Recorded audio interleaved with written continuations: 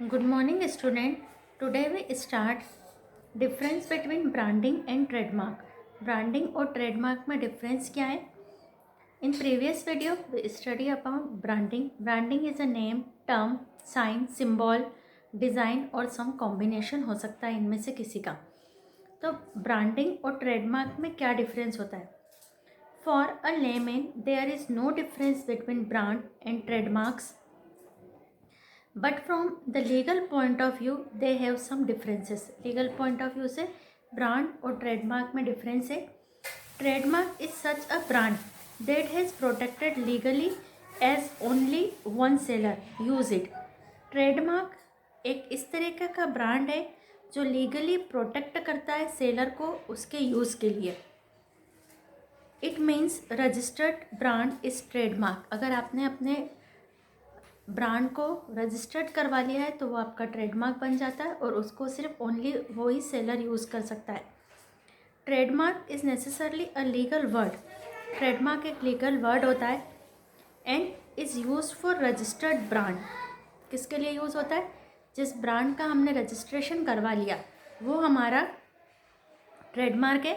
Hence said all trademarks are brands but not all brands can be trademark. हम कह सकते हैं कि सारे जो ट्रेडमार्क होते हैं वो ब्रांड होते हैं पर सारे ब्रांड हमारे ट्रेडमार्क नहीं होते. ऐसे ब्रांड जिनको हमने रजिस्टर्ड करवा लिया है वो हमारे ट्रेडमार्क होते हैं. जिनको जिस सेलर ने जिस प्रोड्यूसर ने रजिस्टर करवाया है ओनली वो ही यूज़ कर सकता है. अब एडवांटेजेस और इम्पोर्टेंस ऑफ ब्रांडिंग. ब्रांडिंग के एडवांटेज क्या है, इम्पोर्टेंस क्या है? फर्स्ट इम्पोर्टेंस तो हमको समझ में सबसे पहले आता है कि इससे हमारे जो आइडेंटिफाई होता है हमारा प्रोडक्ट पहचाना जाता है मार्केट में, जिससे कि हमारी इजीली सेल्स इंक्रीज़ हो जाती है. जो ट्रेडमार्क और ब्रांडिंग के एडवांटेज होते हैं वो सेम टू सेम होते हैं. अभी हम पढ़ रहे हैं ब्रांडिंग के एडवांटेजेस. इसमें है टू प्रोड्यूसर्स को कौन से एडवांटेजेस मिलते हैं ब्रांडिंग के. First, identifying and recognising the product. Product को आइडेंटिफाई होता है, उसको पहचाना जाता है. Branding help a firm in distinguish its product from that of others. Branding से प्रोडक्ट को अलग से पहचान मिलती है. This enables the firm to secure and control the market for its product. जिससे मार्केट उसका सिक्योर होता है प्रोडक्ट का. Second, basis of advertising. Branding is the basis of advertising and other techniques of mass selling. Branding हमारा जो होता है ये एडवर्टाइजमेंट का बेस होता है और अदर टेक्निक्स भी हमारी इंक्लूड होती है सेलिंग की. Gradually the brand itself become its own advertisement. Coca Cola, Pepsi, lux, Garnier have become the house hold names because of brand advertising. ये ऐसी कुछ कंपनियों के नेम हैं जो हाउस होल्ड में इनके ब्रांड बन चुके हैं और ये बने हैं इनके एडवर्टाइजिंग के कारण. इन्होंने एडवर्टाइजमेंट करा है, पब्लिसिटी मिली है इनको, इनके प्रोडक्ट की सेल्स इंक्रीज़ हुई है. तो बेसिस ऑफ एडवर्टाइजमेंट का बेस है. Help to minimise cost. Branding help to minimise selling cost by reducing dependence of middleman. क्योंकि डायरेक्ट आपका ब्रांड है, सेलिंग हो रहा है आपका बिना किसी मिडिलमैन को कोई एडवर्टाइजमेंट नहीं करना पड़ रहा है, कोई एफर्ट्स नहीं करना पड़ रहा है. तो बिना एफर्ट्स के कोई डिपेंडेंसी नहीं है मिडिलमैन की. Dealers are ready to handle branded product at lower margin. जो डीलर्स होते हैं वो ब्रांडेड गुड्स को लोअर मार्जिन पर भी लेने के लिए तैयार हो जाते हैं क्योंकि उनको पता है कि ब्रांड नेम इस्टेब्लिश है, सेल्स ईजीली हो जाएगी. तो जो मिडिलमैन होते हैं, जो डीलर्स होते हैं वो रेडी होते हैं ब्रांडेड चीज़ को लेने के लिए. Fourth, differentiate pricing. Branding enable a firm to charge different price of its product than that charge by its competitor. जो ब्रांडिंग होती है, अगर किसी कंपनी के कोई प्रोडक्ट का अगर कोई ब्रांड इस्टेब्लिश हो गई है तो वो अपने प्राइजेस को कॉम्पिटिटर से अलग चार्ज कर सकता है बिकॉज कि उसका ब्रांड नेम बना हुआ है, वो रिकॉग्नाइज है, आइडेंटिफाई करते हैं, कस्टमर उससे सेटिस्फाई होते हैं, कस्टमर उसको ख़रीदने के लिए रेडी है. तो अपना वो जो चार्जेस है प्राइस भी अलग चार्ज कर सकते हैं, यानी कुछ बढ़ा कर भी चार्ज कर सकते हैं। ऐसा नहीं है कि पूरे कॉम्पिटिटर के ऊपर डिपेंड रहेंगे कि कॉम्पिटिटर ने अगर उसकी प्राइस 15 रुपीज़ रखी है तो हमको भी 15 रुपीज़ रखना कंपलसरी है। हम उसके 16 डिसाइड कर सकते हैं, क्योंकि वो ब्रांड नेम है, वो 16 पर भी परचेज किया जाएगा कस्टमर से। This is possible because if customer like a brand, क्योंकि कस्टमर ब्रांड को पसंद करते हैं, and become habitual for it, और वो उसके लिए हैबिचुअल हो गए। They do not mind paying a little higher for it, और वो उसके लिए थोड़ा कुछ ज़्यादा देने के लिए माइंड नहीं कर सकते। तो ब्रांड डिफ्रेंशिएटिंग करता है प्राइस में, कि जो ब्रांडेड नेम है, जिनके ब्रांड इस्टेब्लिश हो गए मार्केट में, वो कुछ हायर प्राइस अपनी कस्टमर से ले सकते हैं प्रोडक्ट के लिए। Fifth, easy in introducing new product.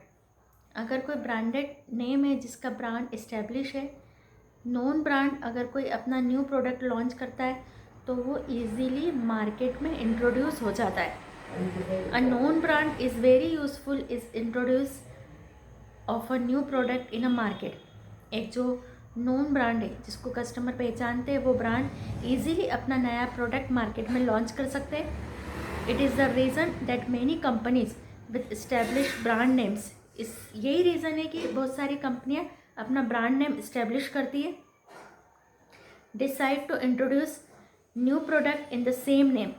For example, Sony extend the brand name of its television to many other durable product. Sony ने अपना जो नेम जो इस्टेब्लिश किया वो टेलीविज़न से किया, और फिर वो अदर ड्यूरेबल प्रोडक्ट भी अब अपने लॉन्च कर रही। तो इजीली सोनी को, क्योंकि ब्रांड नेम बन गया है, अब इजीली वो अपने अदर प्रोडक्ट भी सेल कर सकती है, इंट्रोड्यूस करती है। तो ये बेनिफिट्स हो गए टू प्रोड्यूसर, कि एक ब्रांड का प्रोड्यूसर को क्या बेनिफिट मिलते हैं। अब हमारा बी है टू कस्टमर, एक कस्टमर को ब्रांड से क्या बेनिफिट मिलते हैं। First, help in recognising. Branding help customer to identify and recognise the product easily. Brand name से कस्टमर प्रोडक्ट को इजीली आइडेंटिफाई कर सकता है, उसको रिकॉग्नाइज कर सकता है।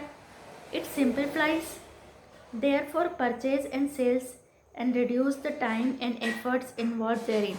और कस्टमर को पता है कि उसको इस ब्रांड का गुड्स परचेज करना है, तो वो मार्केट में जाएगा, इजीली वो उस ब्रांड की गुड्स खरीद के ले आएगा, तो उसके टाइम और एफर्ट सर्चिंग में नहीं जाते। ऐसा नहीं है कि उसको बहुत सारे कंपनियों के गुड्स प्रोडक्ट पहले देखना है, सबका टर्म्स कंडीशन इंग्रेडिएंट्स उसको चेक करना है। वो easily as a brand name, उसको जो ब्रांड से वो सेटिस्फाई है, उस ब्रांड की चीज़ें कम टाइम और एफर्ट्स में परचेस कर लेता है। Second benefit to customer is insures uniform quality. Customer insure होता है कि जैसे हम लक्स का है तो हमको जो लक्स की हम सोप खरीद रहे, तो ऐसा नहीं होगा कि कुछ समय बाद उसकी क्वालिटी, उसके स्टैंडर्ड में कुछ वेरिएबल आ जाएंगे। तो उसके जो यूनिफॉर्म क्वालिटी मिलती है, हमेशा एक जैसी क्वालिटी मिलती है।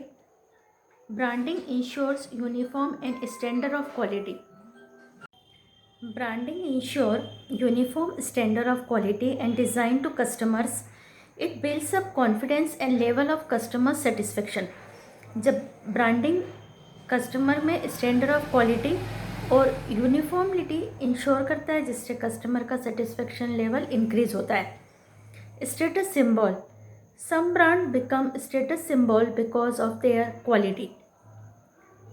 To consumers of those brands of product feel proud of using them. जो कस्टमर होते हैं उनको स्टेटस का सिंबल होता है कि हम ये ब्रांडेड गुड्स और सर्विसेज यूज़ करते हैं। तो कस्टमर्स के लिए ये बेनिफिट्स हो गए। अब हमारा फर्स्ट जो था प्रोडक्ट मिक्स में ब्रांडिंग हमारा कंप्लीट हो गया है। सेकंड हमारा है लेबलिंग। जो लेबल लगा होता है प्रोडक्ट पर, जैसे हम कोई मेडिसिन परचेस करते हैं तो बॉटल पर, उसका कंटेनर पर लेबल लगा होता है। हर गुड्स को जब हम परचेस करते हैं तो उस पर, इलेक्ट्रॉनिक गुड्स है तो उस पर लेबल लगा होता है जिसमें उसके इंग्रेडिएंट्स, उसको यूज़ करने का तरीका, उसकी मैन्युफैक्चरिंग डेट मेंशन होती है। Labelling is giving common information through packaging. Packaging करते समय जो कॉमन इन्फॉर्मेशन प्रोवाइड करता है वो लेबलिंग होता है। Such is name of product, name and address of manufacturer, ingredients, graphics, direction for use, maximum retail price, warranty, expiry date, etc. The function of standardization is made perfect and known to users through labels.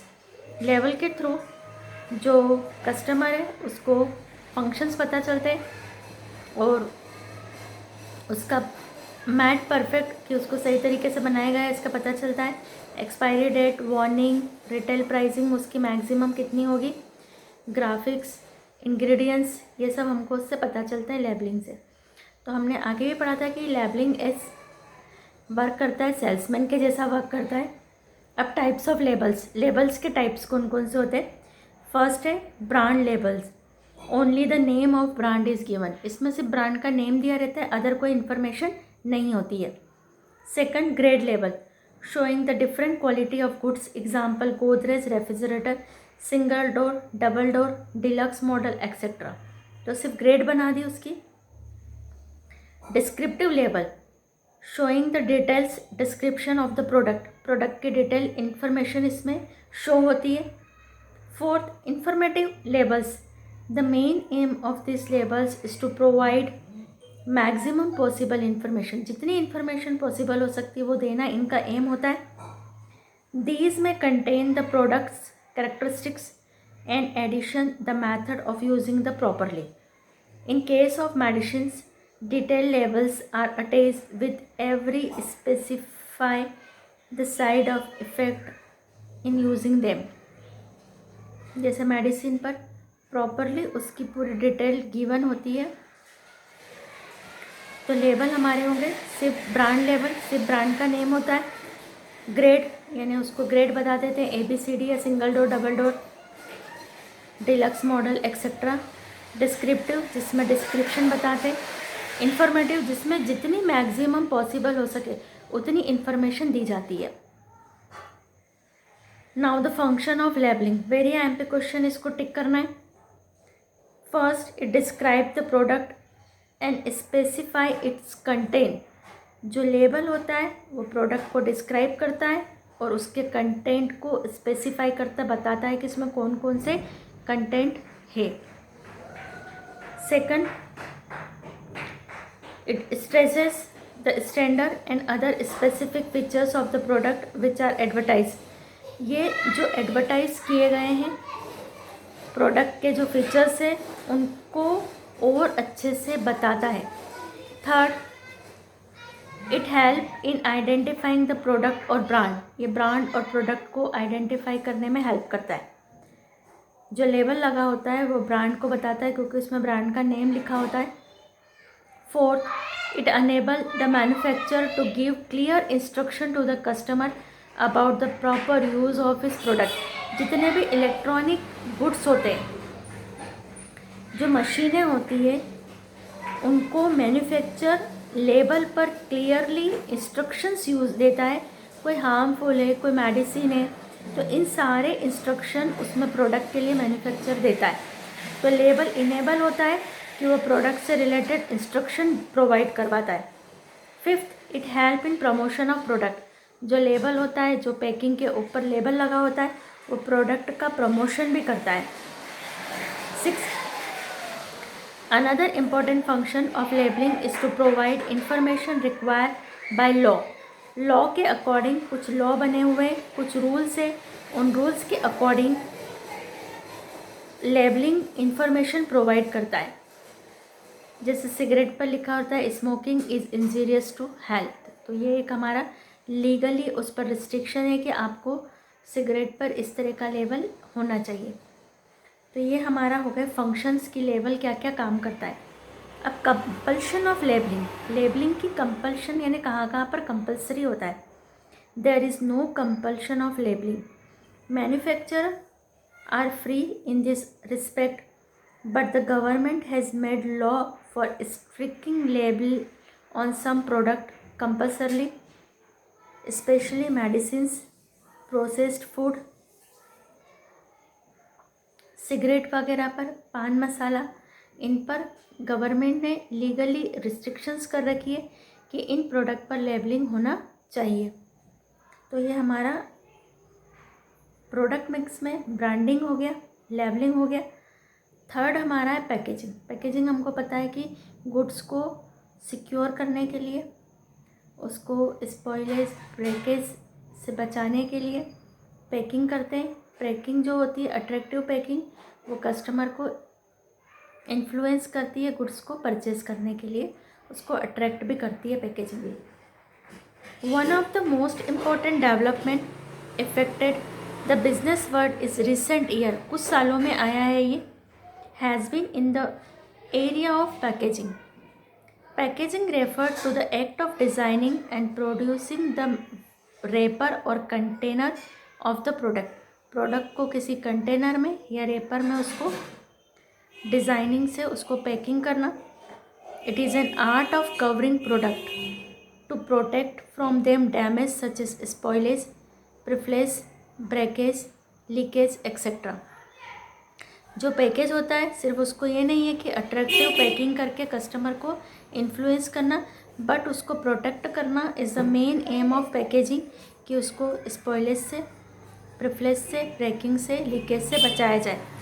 In the context we should learn the meaning of 3 words use for package, packing and packaging. Packing में हम generally packing बोलते हैं, लेकिन इसमें 3 word use होते हैं, package, packing and packaging. Package क्या होता है? पैकेज इज़ अ रेपर और container in which product is enclosed और सील्ड। कोई रेपर है, कोई कंटेनर है जिसमें हम प्रोडक्ट को रखेंगे, वो हमारा पैकेज है। पैकिंग का मीन्स है, packing means putting the product in packets, bundle, container and case in known as packing. Packing का मतलब होता है कि जो हमारा प्रोडक्ट है उसको पैकेट्स में रखना, बंडल्स में रखना, कंटेनर में रखना, इज कॉल्ड पैकिंग। यानी पैकेज का मतलब वो कंटेनर और रेपर, पैकिंग का मतलब प्रोडक्ट को उनके अंदर डालना। Is done for distribution of goods from seller to purchaser. ये जो काम होता है वो गुड्स को डिस्ट्रीब्यूट करने के लिए सेलर टू परचेजर के लिए होता है। Packaging is an art of designing and producing the package for a product. एक प्रोडक्ट के पैकेज को प्रोड्यूस करने के लिए जो डिज़ाइनिंग यूज़ की जाती है, एक आर्ट होता है ये।